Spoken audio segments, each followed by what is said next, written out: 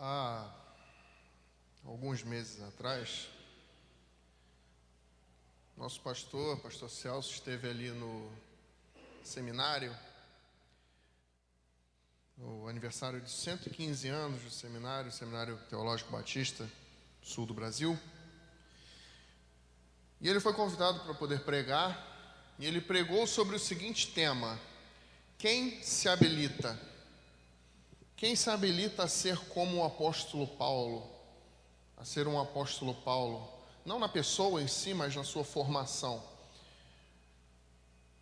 E ele desafiou aqueles estudantes, né? Eu tive o prazer de ir com ele, e eu também, enquanto seminarista, fui tocado por essa mensagem, porque também diz respeito diretamente a mim. E ele fez esse desafio, ele fez essa pergunta aos seminaristas ali: quem se habilita? Quem se habilita a ser como o apóstolo Paulo? Quem se habilita a ser um apóstolo Paulo? Sempre que nós falamos de redenção, de mudança de vida, o primeiro exemplo que vem à cabeça normalmente é o apóstolo Paulo. Porque o apóstolo Paulo, ele é um dos exemplos de pessoa que mais foram transformadas pelo Evangelho. Em outro momento, ele perseguia os cristãos. Ele foi um dos responsáveis pelo apedrejamento de Estevão. E esse mesmo apóstolo Paulo, após encontrar Jesus Cristo no caminho para Damasco, teve a vida transformada. Escreveu 13 cartas do Novo Testamento. Superou seu mestre Gamaliel. Paulo foi transformado. Ele experimentou a redenção de Cristo. Ele mudou de vida. Paulo não vacilou no seu chamado, mesmo com tantas provações e tantas frustrações e tantas perseguições. Paulo não vacilou no seu chamado. Ele entrou na vida cristã com todo vapor, perseverou até o final. Ele foi um grande exemplo de redenção, de alguém tão mau e alguém com tamanha maldade que se transformou em alguém, se tornou alguém que declara as bênçãos de Jesus Cristo, o nosso Senhor. Ele é o maior exemplo que podemos trazer de alguém que era mau e que foi alcançado por Jesus Cristo e que Cristo mudou completamente a sua conduta. Mas havia um outro rapaz que acompanhou Paulo durante a sua primeira viagem missionária, chamado João Marcos. E a pergunta que eu gostaria de tratar com os irmãos nessa noite é: quem se habilita a ser um João Marcos? Quem quer ser como um João Marcos? Normalmente Paulo é trazido como esse bastião da virtude, alguém que experimentou as boas obras, não vacilou, entrou na vida cristã a todo vapor e perseverou. Esse é o apóstolo Paulo. Mas com João Marcos não foi assim. Com João Marcos foi diferente. Paulo, mesmo com todas as virtudes dadas por Cristo, ainda assim ele era humano. E durante a sua primeira viagem missionária, onde ele teve contato com João Marcos, ele ficou exposto ali naquele momento um pecado que Paulo odiava, detestava, o pecado da omissão. Abra a Bíblia, a palavra de Deus, no livro de Atos dos Apóstolos, no capítulo 13.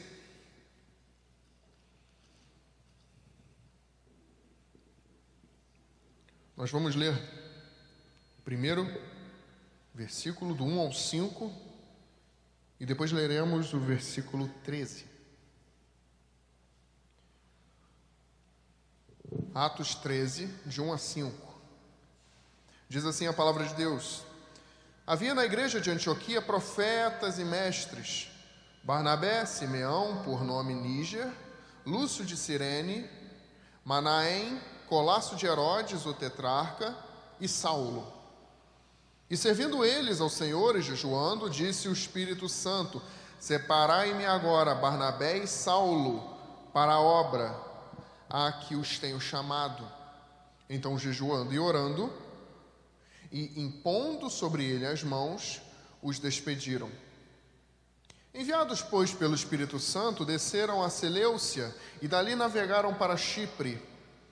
Chegados a Salâmina, anunciavam a palavra de Deus nas sinagogas judaicas.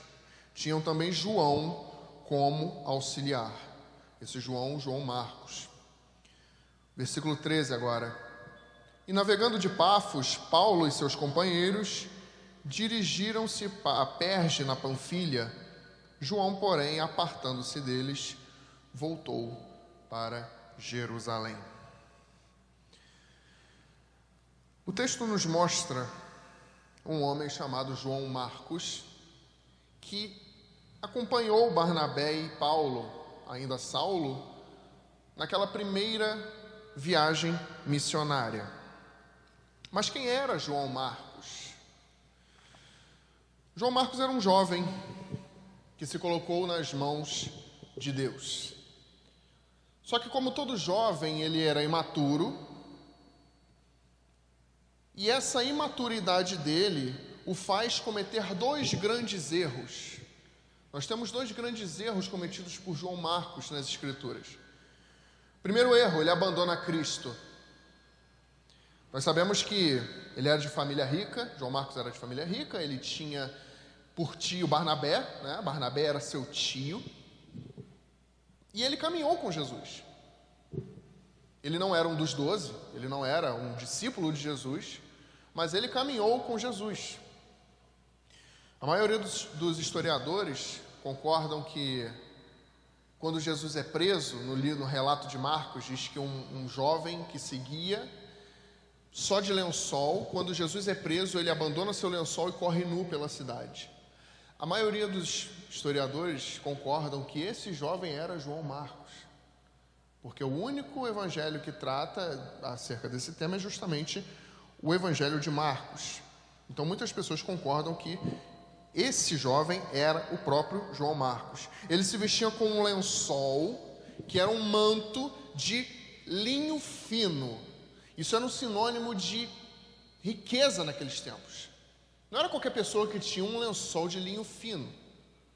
E ele sai com um lençol de linho fino, e quando Jesus é preso, ele simbolicamente tira aquela sua riqueza, né? Ele larga o lençol de linho fino e corre nu. A nudez para um judeu é vergonhosa. E a nudez dele só corrobora, só aumenta a vergonha da covardia que ele cometeu ao abandonar Jesus Cristo. Jesus é preso e ele abandona Jesus, como também todos os outros discípulos o fizeram. Esse foi o primeiro erro de João Marcos. Mas ele comete um outro erro. Ele comete um segundo erro no capítulo 13 do livro de Atos, que nós lemos aqui. Barnabé e Saulo, recém-convertido, decidem, o Espírito Santo os conduz e eles decidem sair para a sua primeira viagem missionária.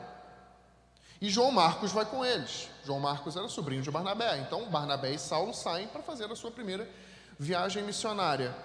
Eles saem de Antioquia, que é ali na região da Síria, e vão navegando até Chipre, que é uma ilha ali próximo à costa, ali no mar Mediterrâneo. O que nos mostra isso? Que apesar de João Marcos ter abandonado a Cristo lá atrás, ele se redime. Ele continua na caminhada cristã. Ele continua a sua vida cristã. Ele deixa para trás o seu erro e decide conviver com os apóstolos. Mas aí ele comete o segundo erro. Mesmo ele de volta aos caminhos da fé, acompanhando Paulo e seu tio Barnabé, ele comete mais um erro.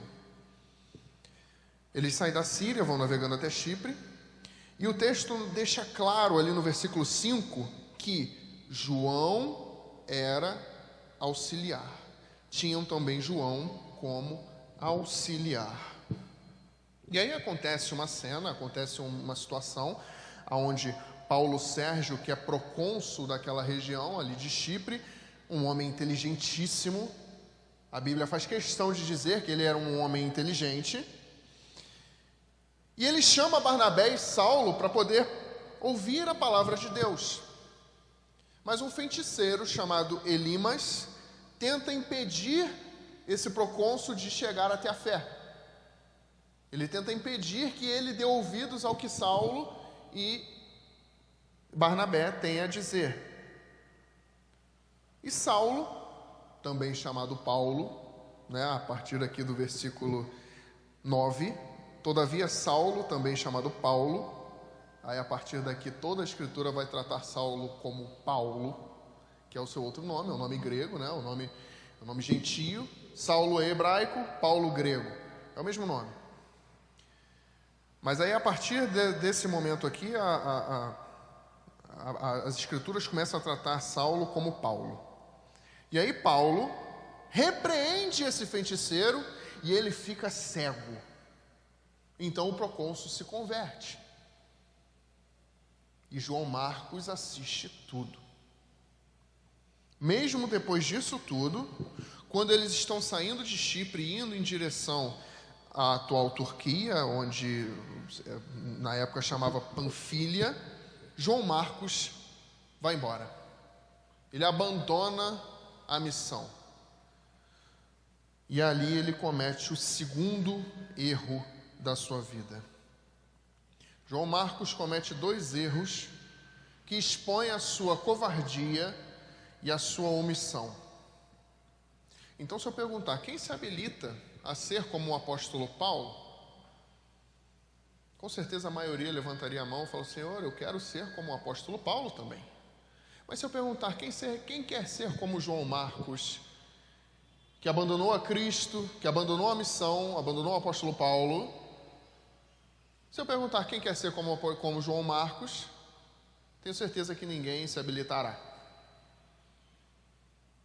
Porque nós temos vergonha dos nossos erros. Os erros nos trazem vergonha. A verdade é que todos nós enfrentamos momentos de desânimo. Todos nós enfrentamos momentos de fraqueza. Mas as decisões que nós vamos tomar nesses momentos de fraqueza, nesses momentos de desânimo, é o que vai definir quem nós somos. O que você faz quando você está fraco, o que você faz quando você está desanimado, define quem você é. Quando Deus nos chama para a vida cristã, Ele nos dá condições de seguirmos em frente. Deus, Ele nos dá condições de perseverarmos na nossa fé. E Paulo também enfrentou esses momentos. Paulo enfrentou momentos de desânimo. Paulo enfrentou momentos de fraqueza. Paulo foi apedrejado, foi preso, foi açoitado, traído, sofreu naufrágios e mesmo assim perseverou. Paulo perseverou na fé. Ele não abandonou a missão. Paulo experimentou muitas manifestações de Deus porque permaneceu. As bênçãos de Deus se manifestam àqueles que perseveram.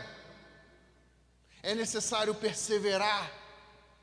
Mesmo quando vem o desânimo, mesmo quando vem as perseguições, mesmo quando vem as prisões, os naufrágios, os açoites, é necessário perseverar para experimentar as bênçãos de Deus. João Marcos não teve a mesma atitude. João Marcos deixou Paulo irritado, porque ao primeiro sinal de desânimo, ele abandona a missão. E isso deixa Paulo extremamente irritado. As nossas atitudes, nos momentos-chave da nossa vida, nos momentos de desânimo, de fraqueza, de perseguição, vão definir quem nós somos no serviço de Deus. Imagine que você está num barco. Imagine que você é capitão de um barco e tem, portanto, o leme nas mãos. E é necessário sair da costa do Brasil e ir até a costa da África. Ao longo do caminho, haverão diversas correntes marítimas que tentarão fazer com que o barco saia da sua rota. Com certeza, a decisão mais fácil numa situação dessa é deixar o navio seguir na corrente marítima para poder ir andando sozinho. Afinal, não vai ter muito esforço. Não há esforço em deixar o barco andar sozinho na corrente marítima. Mas se nós deixarmos o barco seguir pela corrente, ele sairá de sua rota. Se nós não nos mantivermos o nosso navio firmes na rota, firmes na direção que devemos seguir, mesmo em meio a tempestades, nós não chegaremos aonde devemos chegar. A nossa vida é como um barco no alto mar. E nesses momentos-chave, onde nós encontramos as correntezas, onde nós encontramos as tempestades, vão definir aonde nós vamos chegar. As nossas atitudes frente às adversidades da vida definem quem nós somos. Definem onde nós iremos chegar no serviço do nosso Senhor.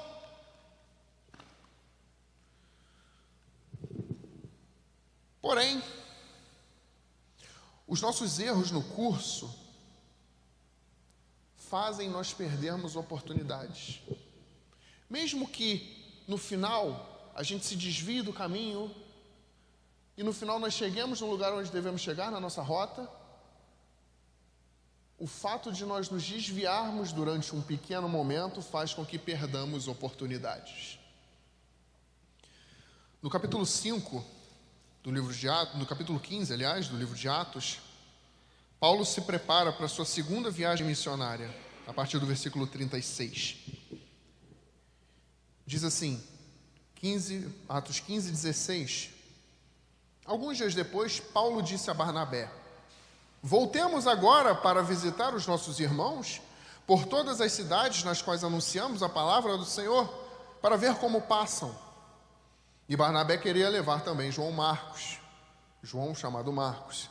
Mas Paulo não achava justo que levassem aquele que se afastara deles desde a Panfilha, não os acompanhando no trabalho.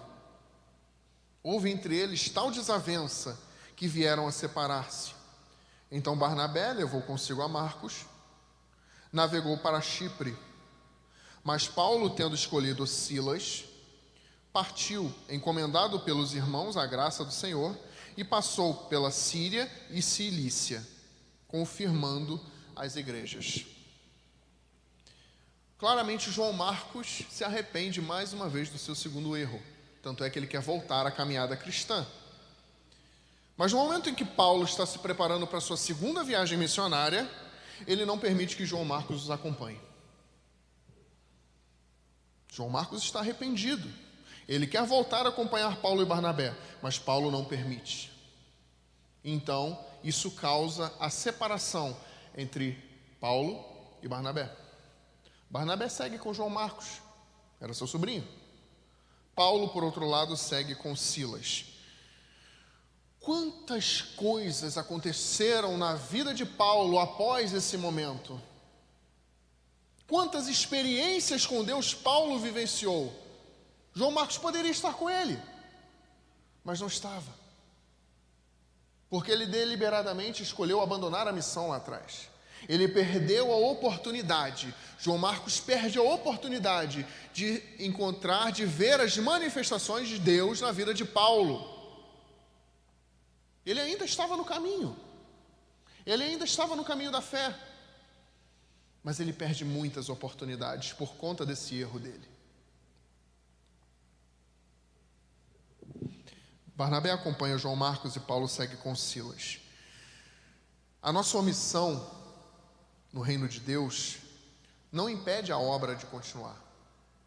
Não é porque nós nos omitimos de fazer alguma coisa, como João Marcos, que a obra vai parar. Não vai parar. A obra de Deus não para.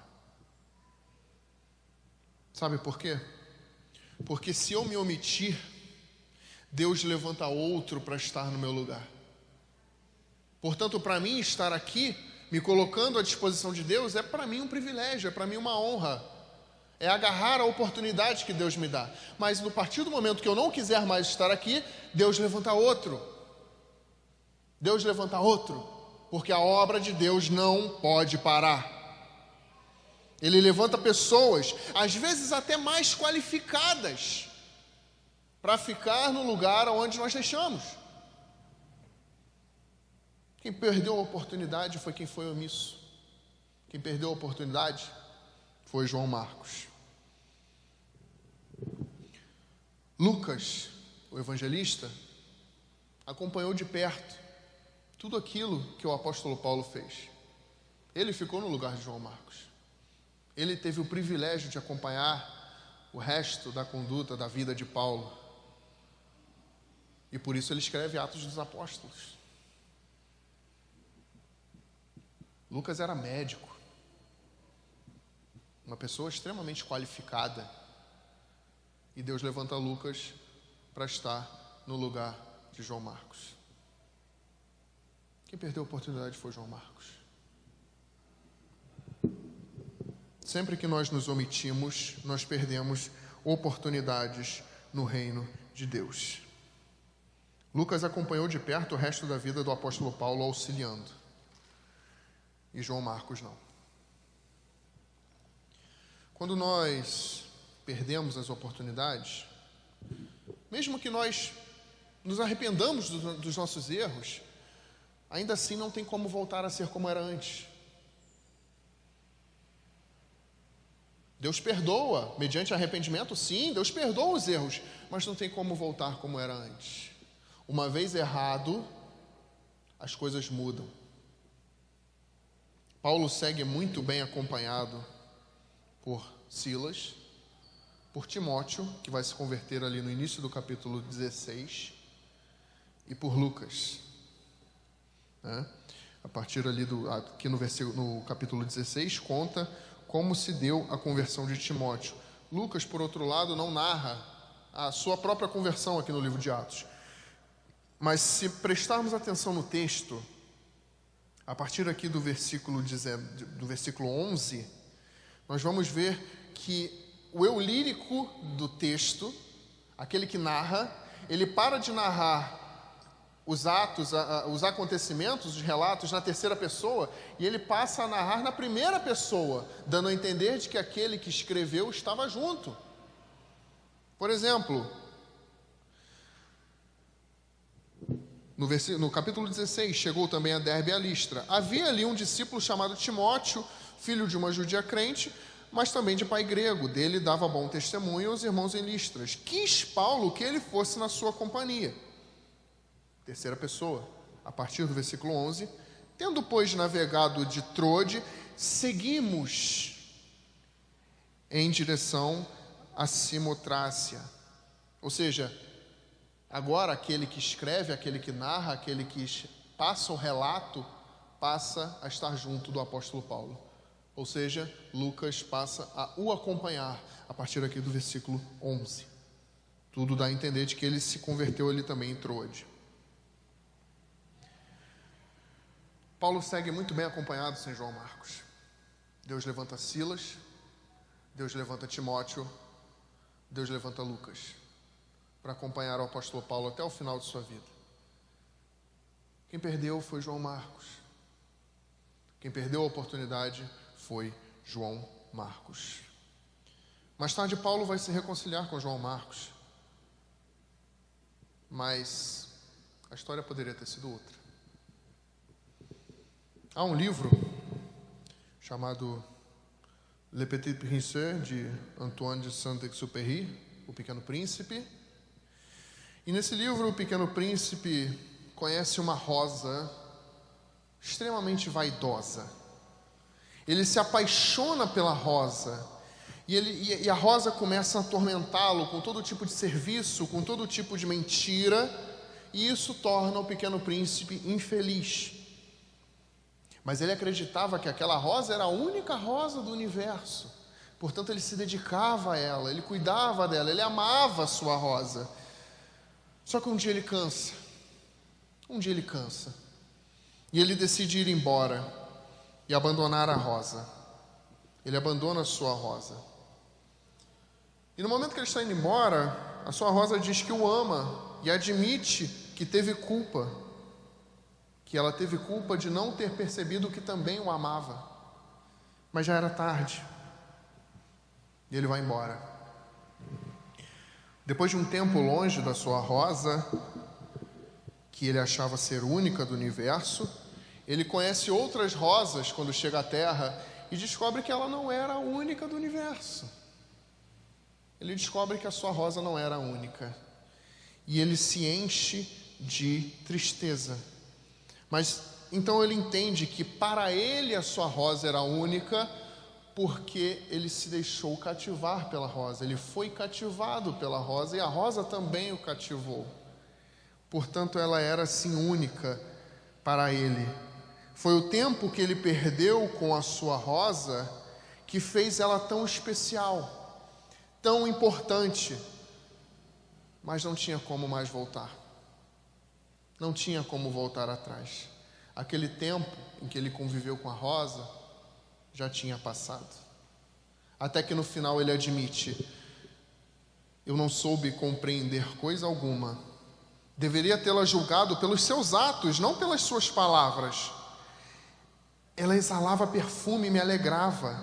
Não podia jamais tê-la abandonado. Deveria ter percebido a sua ternura por trás daquelas mentiras. As flores são tão contraditórias, mas eu era jovem demais para saber amá-la. As oportunidades passam. E as coisas não voltam a ser como eram antes. O pequeno príncipe não vê mais a sua rosa. Assim como nossa vida não volta a ser como era antes dos nossos erros. Os erros mudam a nossa vida. Mas nós servimos a um Deus que vê não o nosso potencial mínimo, mas o nosso potencial máximo. Há um pregador jamaicano que num sermão ele traz um caroço de abacate, ele apresenta aos irmãos e diz assim: Deus, quando Ele nos vê no nosso potencial máximo. Esse caroço de abacate que eu mostro para vocês, vocês veem as coisas no potencial mínimo. Vocês veem tão somente um caroço de abacate. Mas e Deus? E quando Deus olha para esse caroço de abacate, que Ele vê no seu potencial máximo, o que Deus vê ao olhar para esse caroço de abacate? Então responderam: Ele vê um abacateiro cheio de abacates. Então aquele pregador responde: sim, você está certo, mas Deus vê as coisas no seu potencial máximo, e um abacateiro cheio de abacates não é o potencial máximo. Deus vê uma floresta inteira de abacateiros lotados de abacate. Deus, quando nos olha, Ele vê o seu potencial máximo. Quando as pessoas olhavam para João Marcos, viam o seu potencial mínimo. Deus, porém, via aquilo que ele iria se tornar. Ele errou, com certeza. João Marcos errou. As coisas não voltaram a ser como eram. Mas depois disso tudo, ele se reconcilia com o apóstolo Paulo. Tanto que lá em 2 Timóteo, a última carta escrita pelo apóstolo Paulo, quando ele já está prestes a morrer, lá em 2 Timóteo 4:11, Paulo diz que Lucas está com ele e ele pede para que Timóteo venha ao encontro dele e traga João Marcos. Por quê? Palavras de Paulo: porque me é muito útil para o ministério. Nós cometemos erros, com certeza. Mas Deus nos vê no nosso potencial máximo. E os erros não definem quem nós somos. Podemos cometer erros. Esses erros podem nos fazer nos desviar da nossa rota, com certeza. Mas no final das contas, quem diz quem nós somos é Deus. João Marcos dá continuidade ao trabalho de Paulo depois que Paulo morre, junto com Timóteo. João Marcos escreve o primeiro evangelho a ser escrito, o Evangelho de Marcos. Os nossos erros nos fazem perder oportunidades no reino de Deus, mas quem se coloca à disposição, Deus conduz para que ele atinja o seu potencial máximo. Aquele que foi covarde e omisso, teve coragem e se posicionou para testemunhar a história de Jesus Cristo. E no final da sua vida, ele morreu arrastado por cavalos nas ruas de Antioquia com uma corda no pescoço, por não negar a Cristo. Deus transforma erros em acertos. Mesmo com as nossas falhas, mesmo com as nossas fraquezas, ainda assim, Deus é misericordioso e nos perdoa. Portanto, eu pergunto novamente: quem quer ser como João Marcos? Curva sua cabeça. Feche seus olhos. Fale com Deus.